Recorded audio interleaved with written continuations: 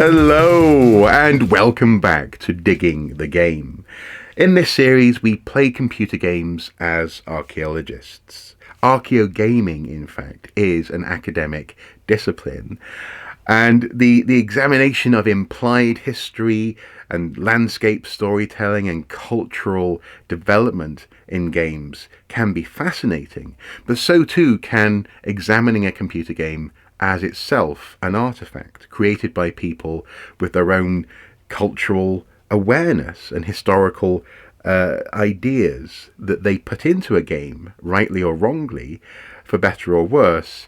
It creates its own delicious, multi-layered opportunity to understand archaeology and also our own ideas about the past in a fun medium, namely computer games. And in recent years, probably the most exciting exploration I've ever done has been in The Legend of Zelda Breath of the Wild. It delivered in terms of scope and scale, it delivered in terms of implied storytelling in the landscape in particular, and it clearly was an intention of the developers to make that world feel richer and older by incorporating what are archaeological elements, ruins most obviously, but also their placement and their cultural differences and implications. One, of course, being the Zonai ruins in Breath of the Wild, which I focused on a whole episode and was very excited when some of my observations, some of the implications from my observations are actually borne out in the literature behind the game when they released a making of and art book. In fact, some of the stuff I've been inferring turned out to be true. So these observations not only can impact on your own thinking, but also by applying archaeological theory to computer games, you can in fact glean real intentions, real cultural moments. And of course, in recent years, we have seen the development of and then release of the sequel, The Legend of Zelda Tears of the Kingdom. And this game did not disappoint. It's bigger than the previous one in terms of scope. There's sky islands, there's the depths, there's also a changed Hyrule. And there's so much to think about, archaeologically, culturally, so on, so forth, that it's taken me a while to even know how to approach this game. This episode has been a long time in the making, and I've been making notes in my Zelda notebook, in fact, for this moment. And I am excited, but also a little bit intimidated, because there's going to be stuff that I just miss entirely, I'm certain. So there may have to be some mopping up as well, based on your comments and observations as this mini-series proceeds. However, I finally landed on a... no pun intended. I finally decided upon a way of starting this series, and that is by going to one of the epicenters of study for the biggest change in the game world, and that is Kakariko Village and the place where Sky Islands literally crashed into the ground. So let us begin on the outskirts of Kakariko Village. This is where the Sheikah live in Breath of the Wild, and they continue to live here during the events of Tears of the Kingdom. They are a technologically advanced, wise group of people who have undergone something of a catastrophe. At the beginning of the events of this game, these sky islands tumbled out of the sky, and thankfully the largest of them wedged itself between two outcrops of rock above the village in the valley below. Now, life has continued for the denizens of Kakariko Village, much as it was before, but these ruins have brought with them curiosity, and people have set up infrastructure such as this walkway here in order to better investigate what's going on and to understand the ruins. A whole a whole team of people have arrived to conduct this study, and these are the Zonai survey team. As we can see here, there's one of their camps with their compass-like logo, and oh lorda, I take it the spot that's been circled twice is the floating ring. What a well-made map. I'm pleased full investigations into the ruins have resumed, though I would like to take part in them directly. Oh, I'm sorry. Did you want to look at the map of the ring ruins? By all means, go ahead. I'm sorry for hogging it. Our facilities and our findings are meant to be freely accessible by the public. So the Zonai survey team believe in open access publication. That's been our policy from the start when Princess Zelda founded the Zonai survey team. And I love her gear. She's got a map in her backpack, a mug, sleeping roll, cap, the goggles, because actually they do surveys from the air, and we'll see their vehicles in a moment. It's just a wonderfully realised research project. But yeah, they're trying to map the events that have unfolded, understand how and why these ruins have appeared. And this is the journal of Kori, who is researching the southern ring ruin. Like the other ring ruins, those that fell to the plateau south of the village also held a stone slab with Zonai inscriptions. Curiously, we also discovered a flower growing in the ruin, the likes of which we had never seen. References in ancient texts revealed that it was a sundelion, a plant long thought extinct. We are currently borrowing a local plum orchard for our cultivation efforts and hoping our studies prove fruitful. Note, our investigation of the round device filled with strange objects has meanwhile come to a standstill. Now this device that she's referencing is this here, which is kind of like a gacha machine. It's filled with capsules that Link can access to build vehicles and weaponry and tools. And it's one that has fallen out of the sky. Now, interestingly, wherever these ruins land, they tend to also have an impact on the environment around them. So, for example, as referenced there in the journal, plants have fallen with them. But also, here's Kori. Mm-hmm. What is it? I need to wrap up my report on the strange artifact filled with the capsules. No time for idle chatter. Oh. When the ruins fell from the sky in the upheaval, these fell too. We've only discovered 3 so far, she says. We're lucky to have one here. Aside from this, we've also confirmed their presence in Tarrytown and at Dig Dog Bridge. Akala to the northeast, and Gerudo, the Gerudo region in the southwest of Hyrule. I don't see the connection. I don't even know what they were used for. My report isn't doing well at all, she says. And she doesn't seem best pleased with her efforts.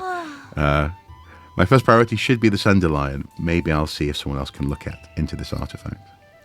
Now, this is something that I do appreciate about the representation of archaeologists and actually academics in Zelda for a while now, at least since Skyward Sword. But also before then. I think there are archaeologists floating around every now and then. And they tend to be quite down on themselves, working hard, but always suspecting that their efforts aren't up to snuff. With 1 or 2 notable exceptions. Calip, I'm looking at you. But yeah, these are the ruins. And where they have landed, they have broken apart. And we can infer something about their construction by looking at where they have broken apart. So here it looks almost like there's rubble that's inside the structures, and on the outside you have a crust of stone. And this construction, to my mind, appears to be similar. It's not dissimilar to medieval castles, at least in Europe, where the Middle East, where blocks were put on the outside of walls and the inside was filled basically with rubble. Except the closer you look, it's not that simple. It's not just rubble or compacted rubble even. It's actually a little bit more like stone, rough hewn stone behind sheets of smoother stone, finished stone. I'm not entirely sure how they would achieve this. It almost has the look of a skim of concrete, skimming it on the outside to create the smooth surface that they're after in their architecture. And the interior is left as the sort of substructure holding everything up. These patterns are everywhere in Zonai architecture. And for me, it's reminiscent of circuitry. And in that sense, not dissimilar to some of the stuff that you find in Sheikah artwork. As I say, the Sheikah are technologically advanced, and they built the divine beasts that turned up in Breath of the Wild. But here we have a different take on that sort of hand-hewn technological appearance. And this is much older as well. Here we can see one of the lighting fixtures no longer attached to the wall. The Zonai have a writing system, as Cori referenced in her journal. The stone slab at the southern ring, some translation notes by Toro, and we'll meet Toro presently. Who protect ... of Hyrule from the demon, king together ... king ... There were ... known as sages ... What I take from this is that it's about a facet of Hyrule as it was in those days. If I were to guess at how to fill in the gaps, it'd go something like: there were those known as sages who protected the kingdom of Hyrule from the demon king. And there you go. So they're doing their best to translate, in that sense, literally translate, not just transliterate. It's not one-for-one letters and symbols. They're trying to understand the grammar of these languages as well. I just set up a campfire and waited here until nighttime because these ruins have visitors in the night, Letty and Totsuna. Letty goes down into the valley during the daytime, but at night she's here. The ruins here are hugely important, she says. The Zonai survey team is pretty good about letting you know what's what. It's a public archaeological project. They even let people go and read the writing that they've deciphered on each stone slab for themselves. Pretty great. I hear the village chief insisted on them being open about what they discover. The village is drawing lots of tourists because of that. She seems pretty smart, despite only recently stepping into her position. How great! Kind of inspires me to make sure we study these ruins so we become super smart members of the survey team. So, these ruins are drawing interest from across the whole of Hyrule. And it's great that not only have the Zonai survey team turned up to investigate them, but also that the village leadership has actually encouraged that. And also encouraging open access research and dissemination of that research. I approve. And I think this is very believable.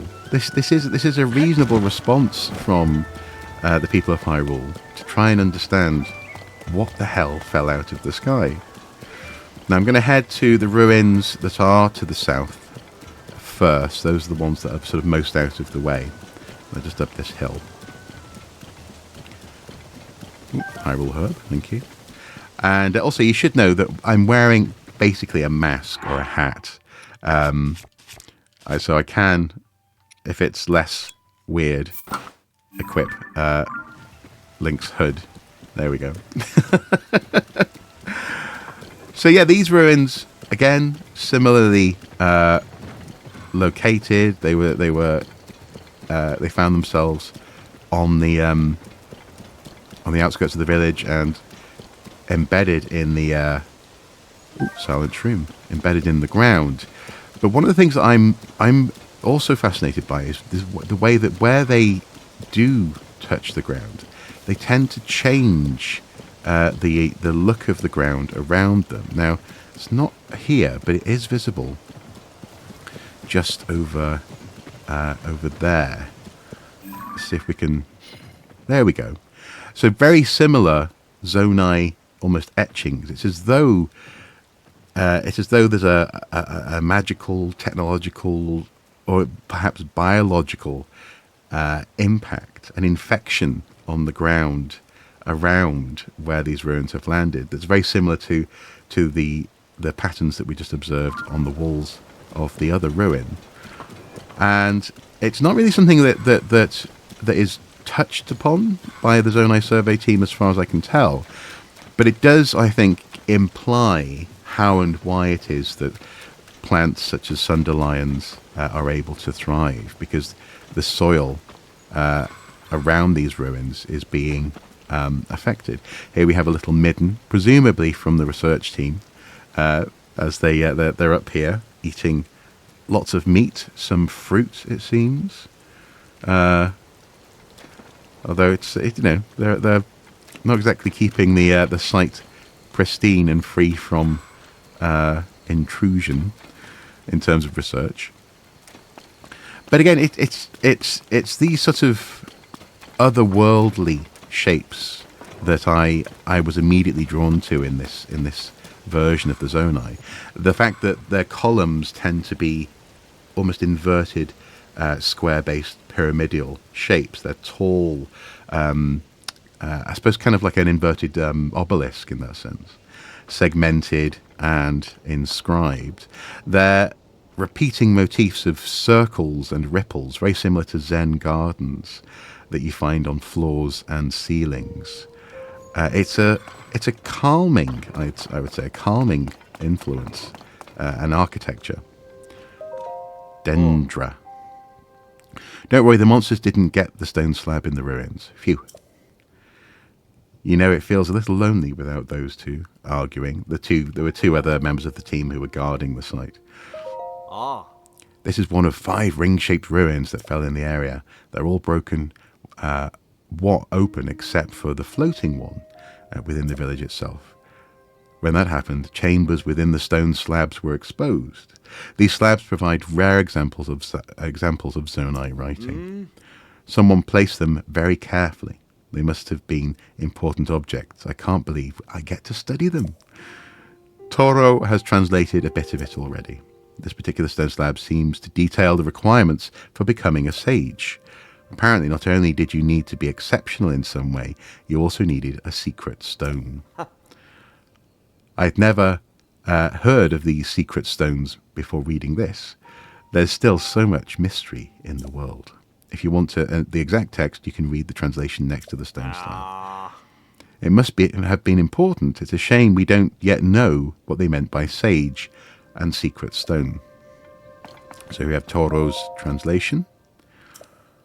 Those who, most elite among the, granted qualifications, are chosen as sages.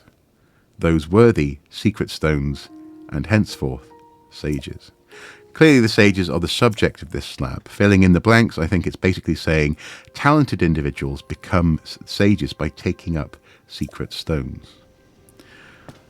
So again, translation there, and inference of grammar. I also love, and this is something that we'll see as we examine the depths at some point, the use of lichen in these ruins. It's believable, and it's also quite beautiful actually. The structures seem to work using, in terms of the motifs, using straight lines and naturalistic ripples as a contrast. And again, I think there's something that I find calming about the architecture, but also I think it says something about the mindset of the Zonai themselves. They are seemingly fairly peaceful folk. So here we can see this is where a chunk of the ground. Now this actually, in that sense, isn't actually a structure.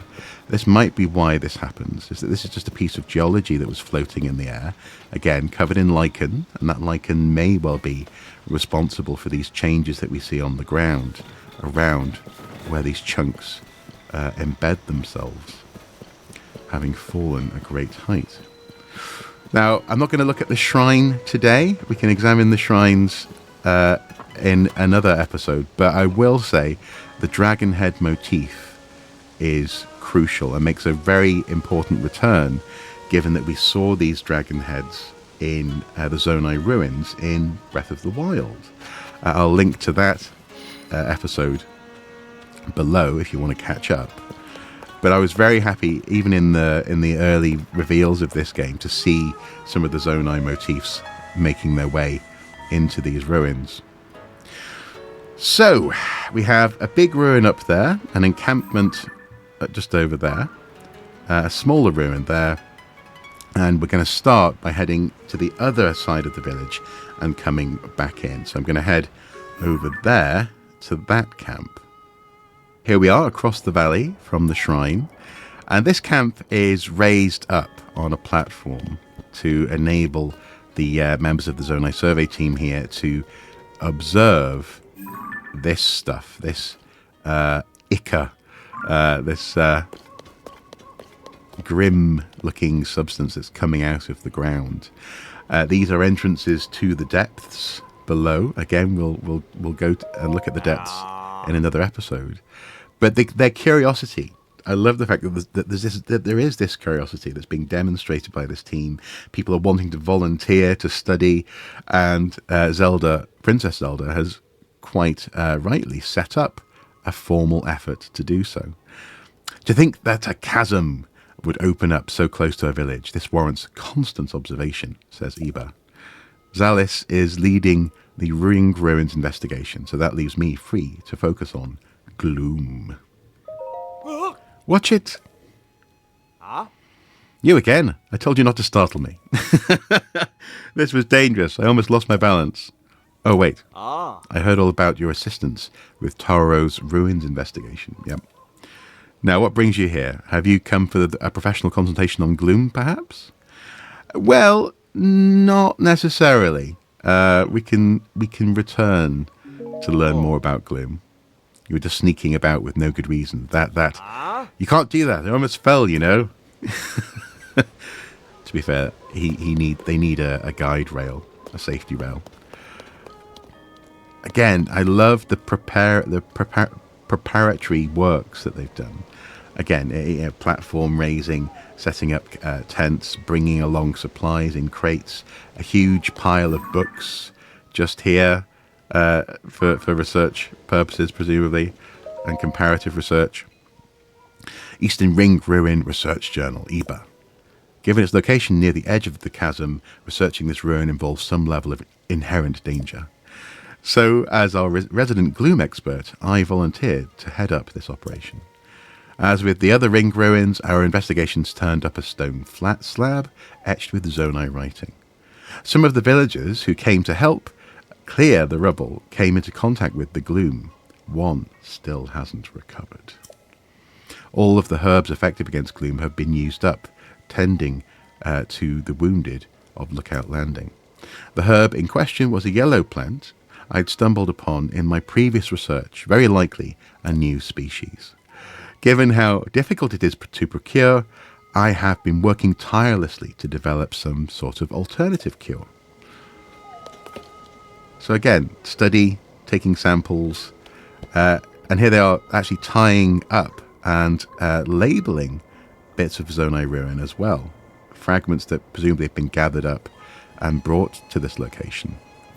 Sadly, we can't read the labels, but they are there. They're being labelled and categorized. So the ruins in this part of the valley are just here. Again, we see these inverted slopes going from a narrow to a wider profile. Evening. You don't see many travellers come visiting the ring ruins more than once. Watch your step so you don't fall into that chasm or get personal with any gloom. If you just can't help yourself gloom-wise, look for our resident gloom specialist, Eba, in his tent. You're free to look around as you please, but keep your hands off the stone slabs inside the ruins. Stone slabs? Did you know that 5 ruins fell around here? They're called the ring ruins. We discovered stone slabs inside each of them, inscribed with Zonai writing. Each slab tells a different story. The one in this ruin is about, let's see, wind, fire, water, lightning, time, and light. That was it. It says that people with powers like those could amplify them with secret stones to perform great deeds. If you want more than a synopsis, you can take a look at the translated text posted near the slab. I want to learn to read the Zonai script from Toro, but I should wait until my current assignment is finished with. So, yeah, it's an earnest effort that these folks are making to understand the world around them. Here's Toro's notes. Wind, flame, water, lightning, and time, light. Who holds the power, secret stone, and that person dwell within, power, amplify, great might, display. The thrust of the message on this slab is about something called secret stones. Those who held powers such as wind, flame, water, lightning, and light, and time amplified them with secret stones. They used the stones to attain great might to accomplish their goals. That's what I'm guessing it would say if we could read the whole thing. So that's 3 of the 5 ruins that we've visited. And now, as we go down the hill, we're going to bump into, as he does so often hang out around here of an evening, Toro himself. Just jump down here. Boop. He's just at the bottom of this hill, contemplating the ruins above. Now, Toro is an interesting fellow, because he's an absolute beefcake. He's huge, he's muscly, he's got a magnifying glass around his neck, and he's got some very cool hair. I know of many people who wouldn't mind researching with Taro. Link, I'm pleased as a pickle to see you again, he says. Pardon me, I was so happy to see your face, I let loose with an old hometown saying. I'm from the little fishing village in the southeast of Hyrule, if you didn't know it. It's been a while since I left, but you know what they say, you can take the boy out of Lorlin. It's a small village, but the culture and food are like none other. People travel far and wide for the atmosphere. If you're ever in the area, you should pay a visit. So this is him of an evening, just contemplating this floating ruin and trying to figure out a way to get inside. Now, thankfully, we do have a way to get inside. So this is the closest they've been able to get with their platforms, but we can beam up and swim essentially into the ruin.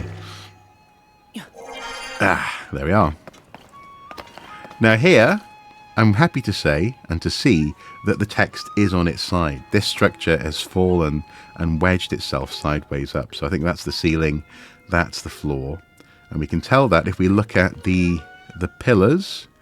So here you go, here's one that's wider on the left, narrower on the right. It's a bit broken in the middle, but not anyway, the wider bit is the ceiling. So these structures also act as a substructure for this, in this instance, the ceiling pattern as well. These patterned grates almost aren't just seemingly doors and windows, but also act in some cases as a way of holding the structure together.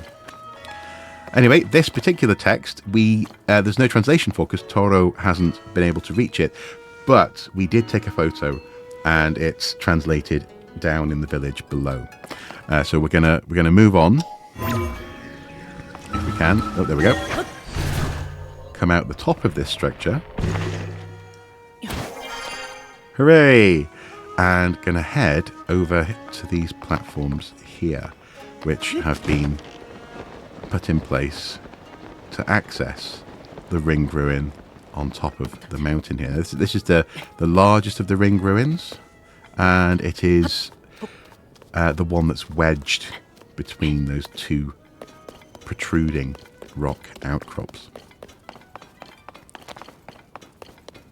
One of the things that I hope to understand more of as we do this examination of the archaeology of Tears of the Kingdom is what the relationship between these ruins that are now in various locations floating just above the ground or have crashed into the ground, what their relationship was with Hyrule in the deep past. There are memories that we will examine, I think, in a future episode that give us a hint of what's going on and how and when these ruins rose.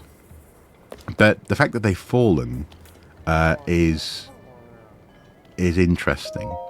Were they always so precariously adrift? Demon King, vast power, no hope, victory, king's own life, managed imprison him. Imprison not indefinitely. Prepare demon revival. We sages must leave our knowledge future generations. Reading between the lines, this stone slab seems to be a record of how the king in those days challenged the Demon King. If I had to extrapolate the meaning, I'd guess it's something like this. The reigning king determined that they were no match for the Demon King and gave his own life to imprison the threat. The sages tried to leave something for people of the future who would have to prepare for the Demon King's revival. Here we have Gordy, who's concerned about his colleague. Saguru comes down here and finds someone sleeping on the precious stone slab. Oh dear, I'll have to wake them up. Oh yes, stone slabs are, well, slabs like the one this guy's sleeping on. Also, look, the logo on top of his cap there, that's quite cool. The survey team I'm going to have to get one of those caps. I'll make one, I think. The survey team discovered stone slabs at each of the ring ruins. Our leader is able to read Zonai writing and says the text on this slab is a record of a historic fight. One that was between a great king of that era and the Demon King. The ruler did not or could not defeat the Demon King and instead imprisoned the mighty foe. The text also says, sages who fought beside the ruler left something behind in case of the Demon King returned. It worries me to know this discovery talks about a Demon King's return, and here the upheaval has just happened. The upheaval being the raising of Hyrule Castle into the air as things also fell out of the sky. If only we knew what those sages did to prepare in case he came back. Sorry, I didn't mean to think and fret at the same time there. You can read the deciphered writing for yourself. It's all right next to the slab. Okay. The inn owner is him, that guy there. He came to change our beds, but then I realised he'd fallen sound asleep. Nothing wakes him up. I tried shouting, tried shaking him, nothing. What's more, he decided to doze off on top of the priceless stone slab. He's been saying truffle now and then. Maybe he's having a dream of eating a hearty truffle. I wonder if he'd wake up if he smelled one right under his nose. But it's hard to get a hearty truffle. They're pretty rare. I did find one, however. Where? Oh, okay. Got to do something about this guy soon, though. Saguru in the ruins above, and he'll come back here eventually. Let's see if we have a hearty truffle. We do. So let's take that out. Hold. Oh, hang on a second.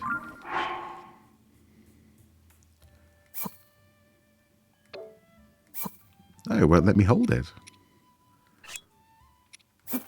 There we go. Let's put it down just here. Gentle aroma with a strong, hearty undertone. My dear hearty truffle, I have you now. There we go. The inn owner is awake. That is a dream? Where am I? That's right, I was changing the beds. Anyway, thank you for waking me up. I need to hurry back to the inn. Oh, that traveller's going to be so mad at me. Well, there you go. Oh, and I get to keep the hearty truffle. Oh, hey, now get your feet off the stone slab. Sorry, Gordy. Sorry. He's not happy with me.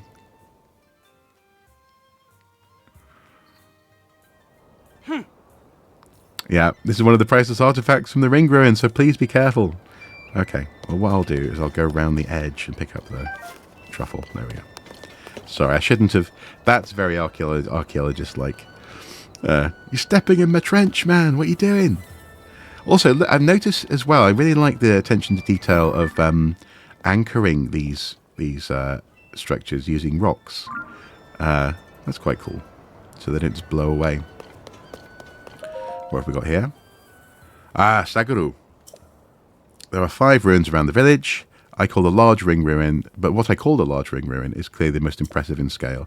Though parts of it have collapsed, it is the only ruin to retain its circular shape. As with the other ruins, Zonai script is found in the rubble. We've stored the slab in a tent at the nearby camp. And there it is.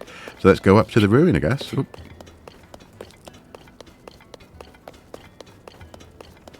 Now again, before all of this infrastructure was put in place, this was just a sheer face of rock covered in grass and moss. So very necessary if you want to get up here and investigate. Oh no, don't let go. Now, how did Saguru get in, I wonder?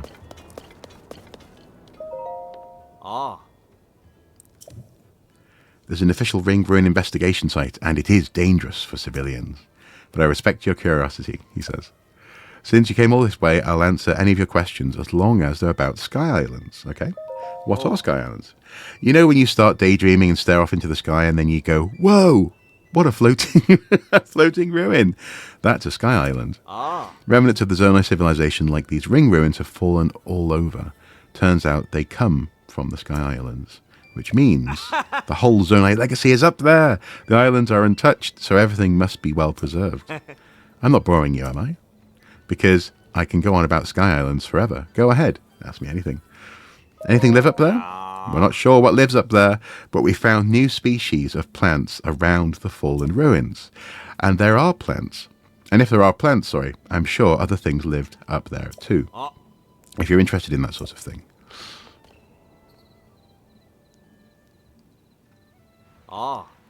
Try talking to Corey. We already have spoken to Corey. Right now she's trying to cultivate plants, such as the Sunderlion. Not boring you? No, not boring me at all. What makes you curious? I want to know more about armor made by Zonai tech. Clothing and culture are tied together.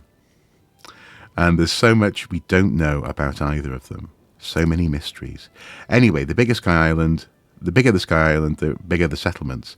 We think some sort of cultural relic must be up there. But since we can't get up there, it's all conjecture. I'll have to content myself studying ring ruins. We don't have a way to get to the Sky Islands, at least not yet. I'd love to go someday. I bet folks in Tarrytown could improve the balloon. I wish I had a reason to head northeast, he says.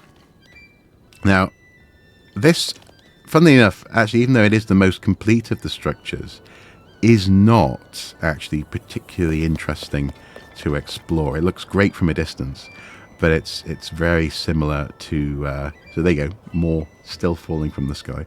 It's very similar to all the other structures that we've seen. We can get into here, though. Oh, no, we can't. Let's see if we can... Can we get up there?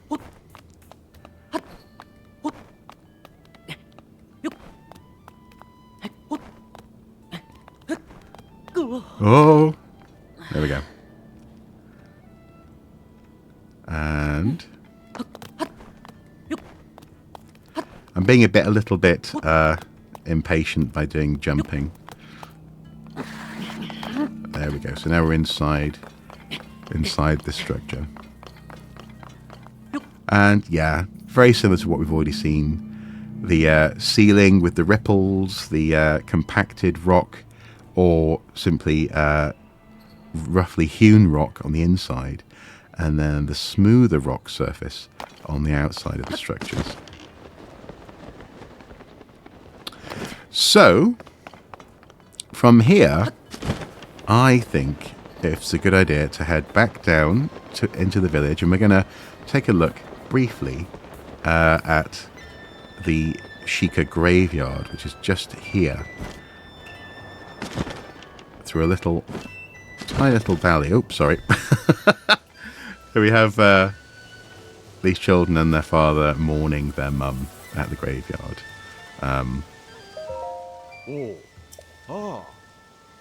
Saying hello to my wife before heading to the chief's house. Oh. Yeah. I'll do my best to repay everyone's kindness by helping Lady Pyre. It's the least I can do. It's time to talk to Mother, and we'll pray together. Pray as a family. So proud of the fine young women you're growing up to be, says Dorian. Oh, okay, I won't interrupt them. But these are the survey team's survey balloons. You can light them, put a fire in the fire pit there, and it will inflate the balloon and they'll float away. Obviously, these are anchored down, so we can't do anything with them. But this is how they're getting overhead views of the ruins, which is quite cool. So they're doing remote survey, much as archaeologists do in aeroplanes. It used to be the case that you'd put a camera on a stick, literally, and just hold it above a site and try and take a picture remotely like that. But thankfully now we get drones. And for a while in the 90s, if you were really lucky, you might get a helicopter or an early morning plane flyover. So this is the base of operations for the Zonai survey team. One of the ruins crashed through the roof of this house, and this house belonged to someone who was obsessed with chickens in Breath of the Wild. But clearly the Zonai survey team took over the house because it's not the safest structure for a family anymore, and they needed a place, as you can see, to store more books, research materials, crates, desks, drawings, observations of Zonai equipment, which we will witness and observe more when we go up into the Sky Islands ourselves. And here is Wartsworth. Yeah. When I discovered the stone's tablet at Lookout Landing, I could barely believe my luck. I'd never dreamed I'd get a glimpse of of a window into the ancient past. This means a lot to me, Link. I intend to more thoroughly research what this Chamberlain hoped to convey in these ancient tablets. If you want to reread the inscriptions I've deciphered so far, please come back to see me.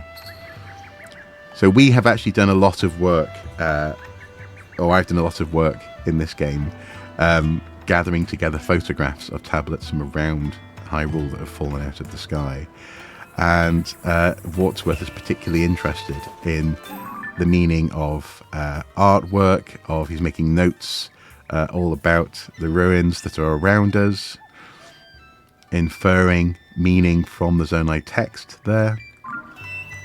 And here are handwritten copies of all of the texts that we've examined.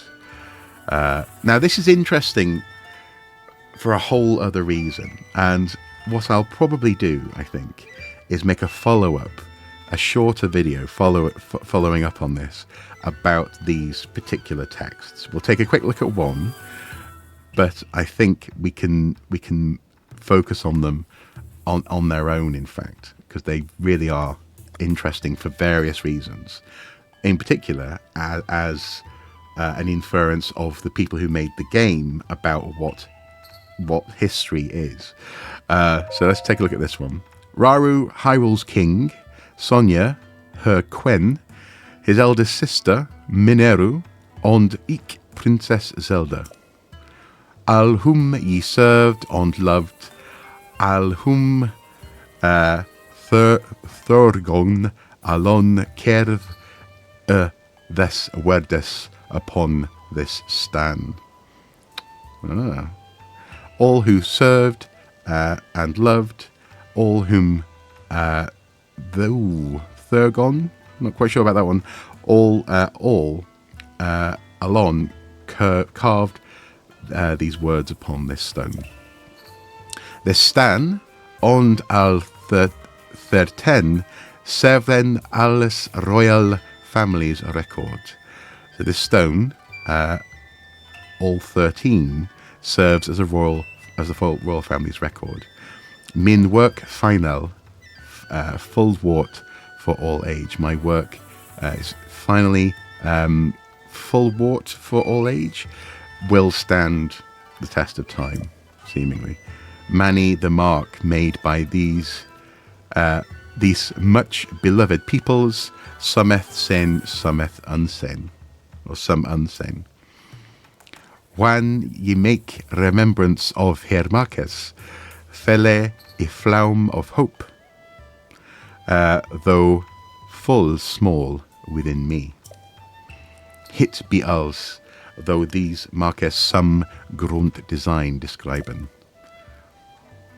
This is basically why I think we need to look at these in a separate video.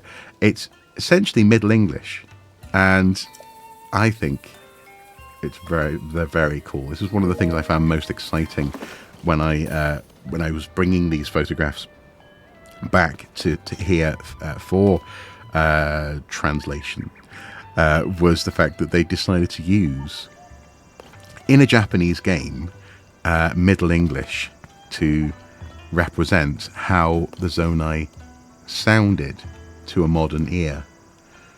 There's a lot to unpack there, and I think we'll have to do that in another video. Oh, Letty. So these are actually one of the things about these ruins is actually drawing a sort of form of tourism from around Hyrule. I heard that stone slabs were found in the other ring ruin sites. I wonder if there's one in this ring too.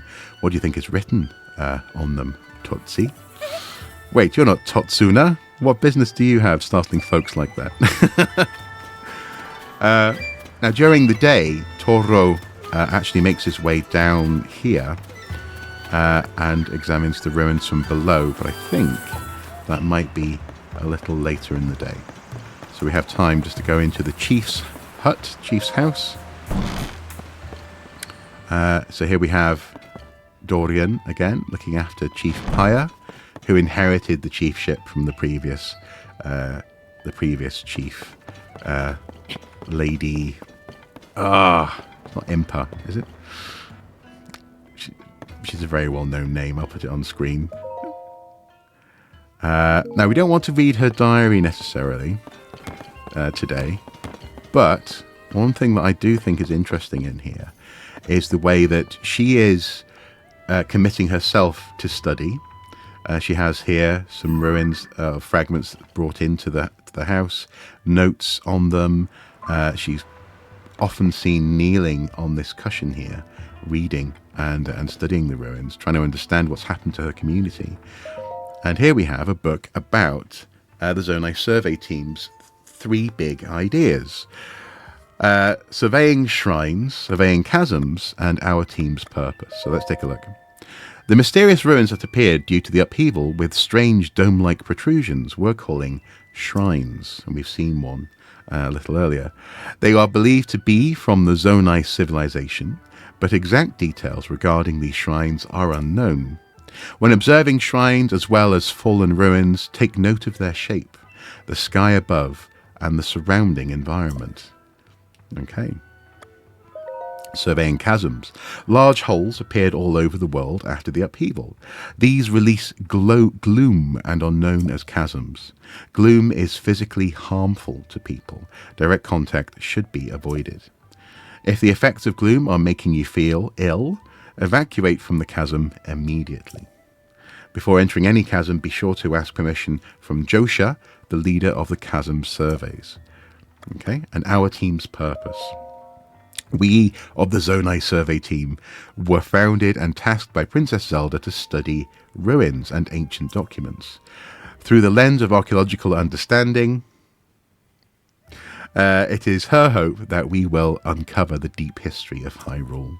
Due to the upheaval, many ruins from the Zonai civilization came crashing down from the sky. We have known very little of the Zonai, but we may now have evidence that their culture once flourished in the sky above. Our chief executive is Toro, the first individual in the world to find a clue to deciphering Zonai scripts. Our current surveys are wholly focused on learning more about the Zonai civilization. Research results are shared out to specialists at the base at the base in Kakariko Village, and that is where we are. So I think that's quite cool that we get this sort of manual, part manifesto for the local community, for the head of the community to understand what's going on. Journal of various worries. I don't think I'll ever find a bed that's as comfortable as the stone slab in the ring ruins. It's so cool and comfortable. I may never be able to sleep on a regular bed, no matter how soft, ever again. What should I do? Guess I'll sleep on it and figure it out later.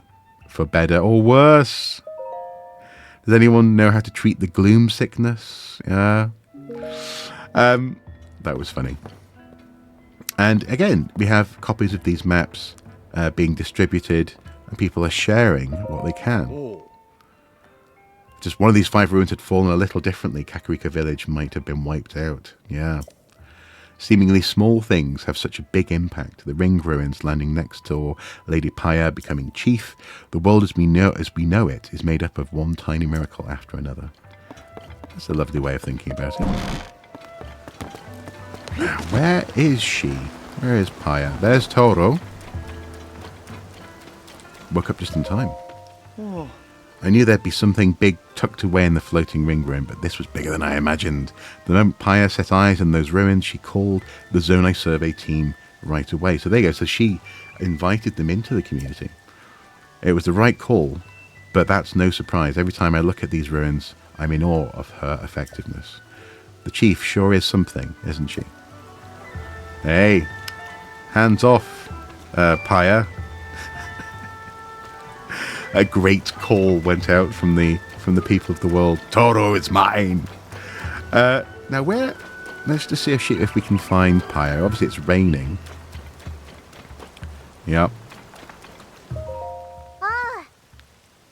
Mark your visit to the ring ruins and Kakariko Village. Not only tourism, but also a merchandise. How about a ring garland? They're made with lots of love, and they're only 5 rupees each. What's a ring garland? They're decorations I made using flowers and plants and things. After the ring ruins fell from the sky, Kakariko Village got much busier. It's like we're more a part of everyone's lives now, and they're more part of our village. So I started making garlands that look like the ring ruins, hoping they'd bring people together even more. I want them to make lots of people happy, so I'm only charging a little bit. That's right, only 5 rupees each. Well, yeah, I'll take one. Thank you. Before I go, I'll add an extra little bit of love to it. Oh, bless. Mwah! Here you go. Well, there you go. Pick up. Hooray! So let's see if we can take this to the goddess statue. And can we place it in a way that's useful? Well, okay, let's see if we can place it facing her. Not too bad, not too bad.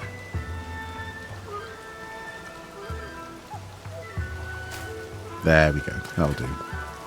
Hooray! Oh, here she is. Paya. The new chief. The young chief. Master Link, thank you for stopping by, even with all the rain. I must do something to make up for becoming so immersed in figuring out the ring ruins. I truly value my time with the villagers. From now on, I will go out of my way to make that much more apparent. Please speak to the villagers as well, Master Link. Your presence has a way of bringing comfort to those around you. Aww. rain go away. Yeah, I don't blame them. And so, I think that brings to an end our first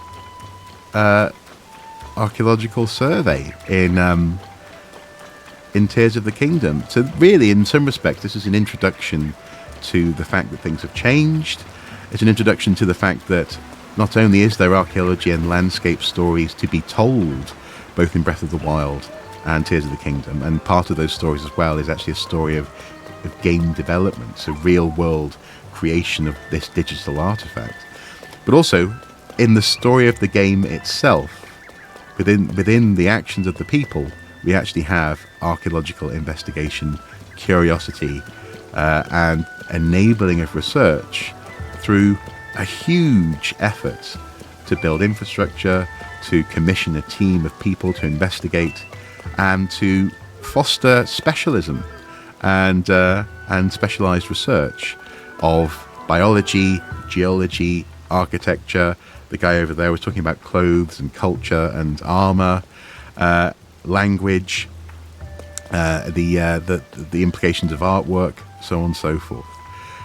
It's one of the reasons I love the Zelda series, in fact, for its increasing interest in what archaeologists do, and in this instance, literally having an archaeological team commissioned by Princess Zelda, an anthropological survey, really, I suppose, with various facets, has been a delight to observe. And I think the next episode is going to look at those inscriptions more closely, because it implies a lot. And again, it's the thinking behind the fact that you can tell so much about the landscape archaeology, the literal ruins in the landscape, but also those linguistic clues, and the way that they relate to how modern Hyruleans speak, i.e. in English in this version of the game.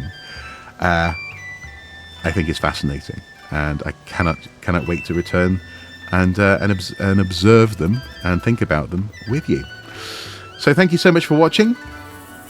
Until next time, do take care. And if you want, feel free to follow me over on Twitch, where I won't live stream these explorations because, frankly, I'll spend far too much time replying to people's comments and people sharing fart noises. I also got it, incidentally. I just didn't, go for such low-hanging fruit. Because I am a sophisticated fellow.